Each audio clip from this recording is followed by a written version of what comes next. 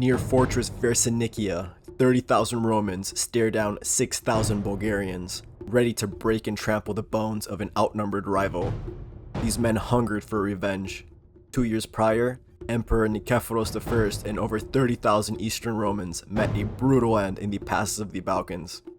Although the emperor had succeeded in sacking the capital and ravaging Bulgaria, his lust for blood and spoils gave way to recklessness, leading to the slaughter of the entire Roman army during a mountain ambush. So horrific was this slaughter, it etched itself not only into history by way of Roman scribe, but also into the psyche of Eastern Romans.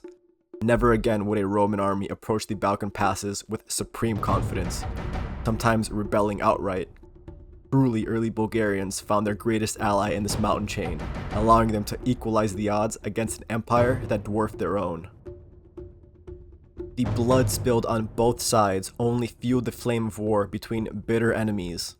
Now, the Khan and his warriors found themselves nearly 100 kilometers south of these passes, deep into the Thracian plain controlled by the empire, and once again outnumbered even more so than before. Despite their ultimate victory, the Bulgarians were severely reduced in the prior conflict.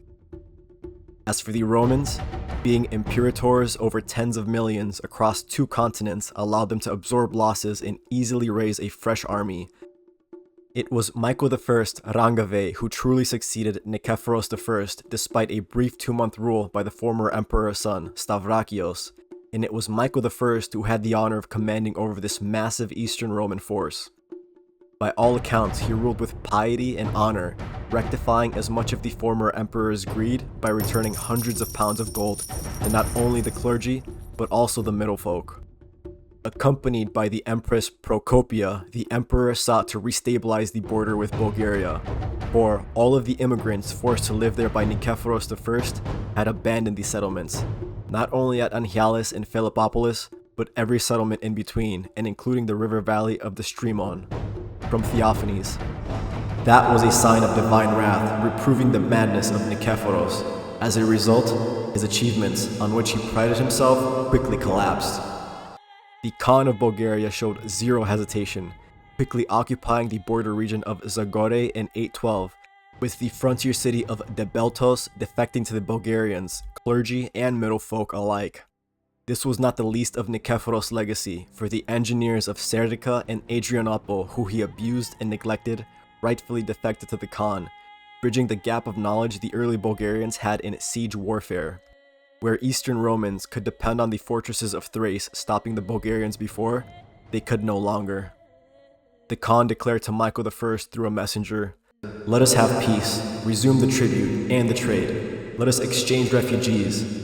And, if you do not hasten to make peace, I will through your fault array myself against Mesembria."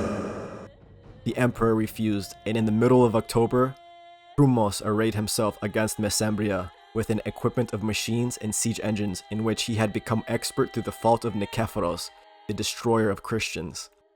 Since out of stupidity no one offered him any resistance all through that month, he occupied Mesembria. There, the Bulgarians found 36 brass siphons and a considerable quantity of liquid fire that is projected from them, as well as an abundance of gold and silver. This greatly disturbed the emperor, who made a levy from all the Themata and ordered they should cross to Thrace before spring. Now, the Armeniacs, the Turkisions, the Apsikions, the Cappadocians, and all other Romans joined the emperor's tagmata near Adrianople. The Strategoi were greatly vexed with their emperor, where he spent 13 days hesitating and not advancing on the enemy, despite commanding the greater army. Not only this, but the Basileus actively hurt the locals by foraging and requisitioning from Thrace. Finally, the Strategos of Anatolix and the Strategos of Macedonia clamored for battle, with the latter declaring, "How much longer are we going to wait and die? I will attack first in the name of God, and you will follow me bravely, and victory shall be ours because we are more numerous than they." Thusly, both the Anatolics and the Macedonians advanced, meeting the Bulgarian flank.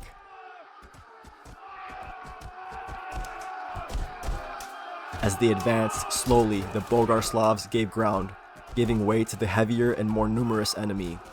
Collapse seemed inevitable for the outnumbered Bulgarians. Yet, acting on their own initiative and advancing without support gave the Khan a rare opportunity. Being a seasoned veteran of many battles, he recognized the gap in the enemy's line and the impending collapse of his own force.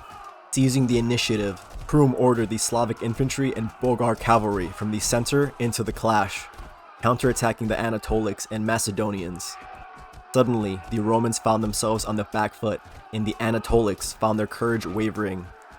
They left the battlefield, leaving Ioannis Aplakis, the strategos of Macedonians, to perish with the rest of the Macedonians. As the routing Anatolics clashed with the rest of the imperial army, fear and panic spread rapidly, and the rest of the Themes flew from the battlefield in disorder. The Khan watched in astonishment, wondering why such a large army of Romans was fleeing before his smaller host. He ordered the Bulgarians remain, expecting a trap. Yet the sincerity of the enemy's panic showed itself in the disorderly flight. Such a blatant display of weakness only meant one thing. Like beasts, the Bulgars charged onto the plain, headed directly for the Roman camp. Trained by the brutal steppe to advance like wild beasts under such circumstances, a great slaughter began that would only end by meeting fatigue, nightfall, or resistance. Not only this, but the entire imperial camp was taken, riches and provisions alike, and the way to Constantinople lay completely unguarded.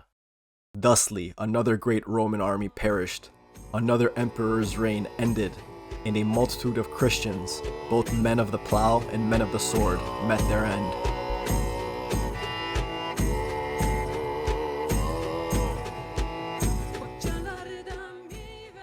If you like this video, drop a like or comment in support, and if you're particularly interested or inspired by the early Bulgarians and the Greco-Romans, check out my Patreon for more exclusive content. This channel is specifically dedicated to honoring both groups. Thanks for watching, and I'll see you in the next one.